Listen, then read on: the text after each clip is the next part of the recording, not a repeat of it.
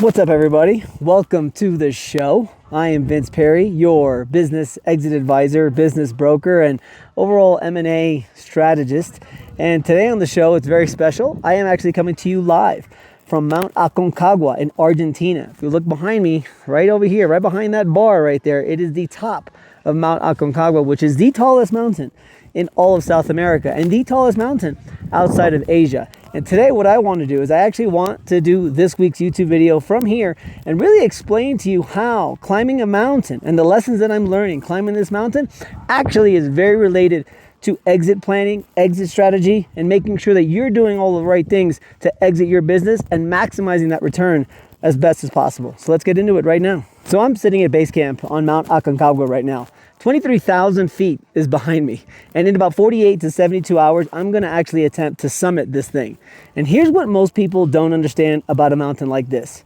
You can do everything right and you can still fail.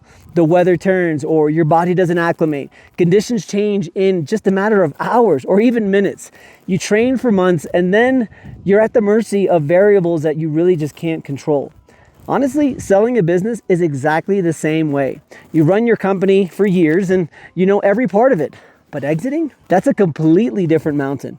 Different conditions, different risks, and different preparation.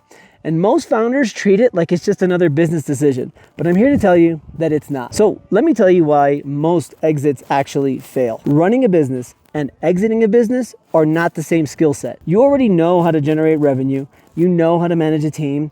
You know how to solve problems and you know how to grow. But do you know how a buyer evaluates risk? Do you know how they model your financials? Do you know what kills a deal in due diligence? Most founders, quite frankly, do not. Why? Because they've never actually done it themselves.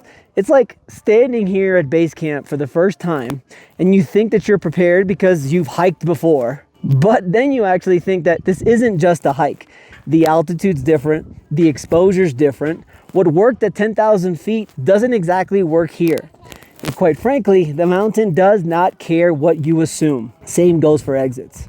The market doesn't care that you built a profitable business.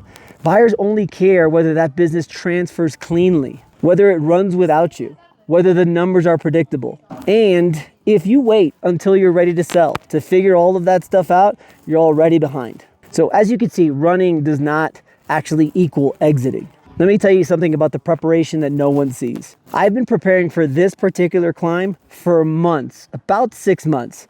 Cardio, strength, altitude training, gear checks, route research. None of it's glamorous, and most of it is really just repetitive. And people don't see any of it.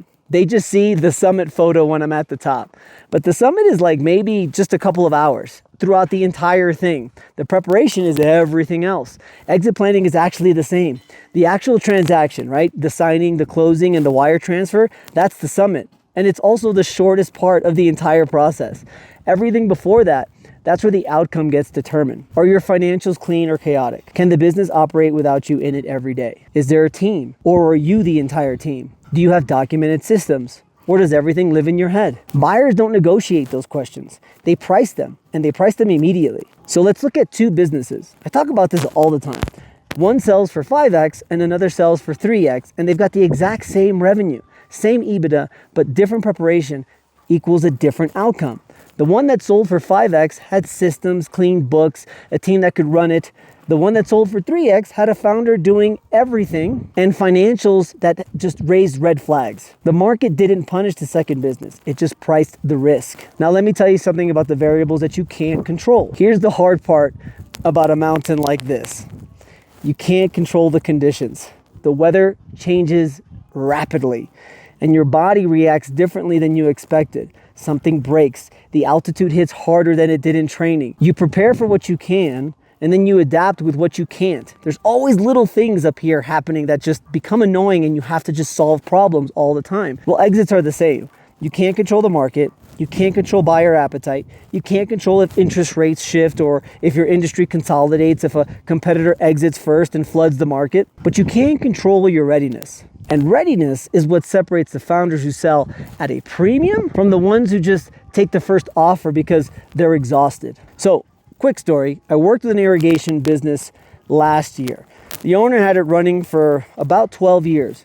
Strong revenue, healthy margins, great reputation online, and he thought, okay, I'm ready to sell.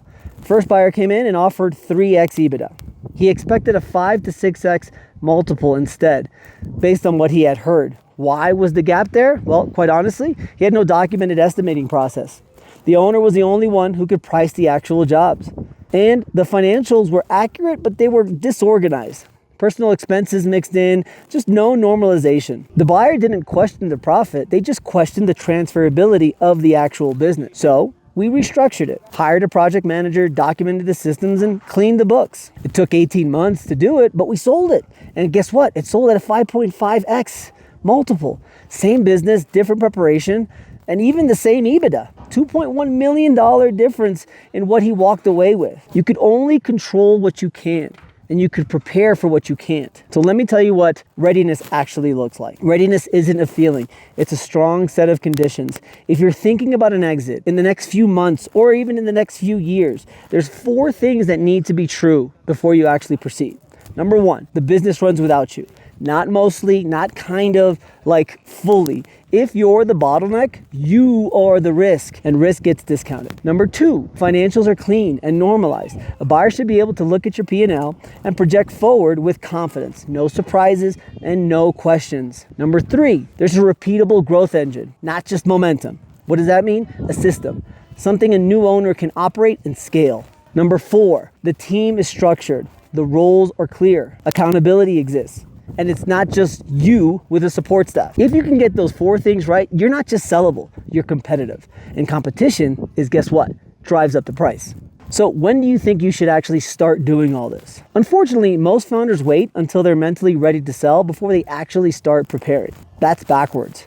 You don't start training for Aconcagua the week before you fly to Argentina. You start 6 months before, or even a year before, because by the time you're on the mountain, you're dealing with conditions, not building capacity. Same thing with exits. If you want a premium outcome, preparation starts now. Not when you're tired, not when the market's hot, now. Because the businesses that command the highest multiples aren't the ones with the best revenue. They're the ones that transfer with the least friction.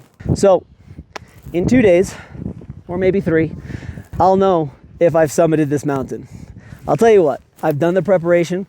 I've controlled what I can. The rest is conditions and execution. So if you're building toward an exit, the question isn't what your business is worth today. It's whether your business is ready to transfer. So I offer a free exit value review. It's one of my favorite things to do. It's no broker agenda, it's no pitch, it's completely free, and it's an honest look at where you stand and what it would take to actually get you ready. If you think that's something that's useful for you, like I said, no obligation, there's a link below and you could book a call with me. The link is right below in the description. And if you want to follow the climb, all right, I've posted the entire story of the climb across all of my social media platforms of how I've gotten to this point and the summit as well. So thank you so much, guys. I hope you wish me the best of luck here, but the best of luck to all of you in running your business and making sure that you are exit ready today, just in case that great offer comes around, or just in case you actually decide to go ahead and proceed with doing something like that. Thank you guys very much. We'll see you next week.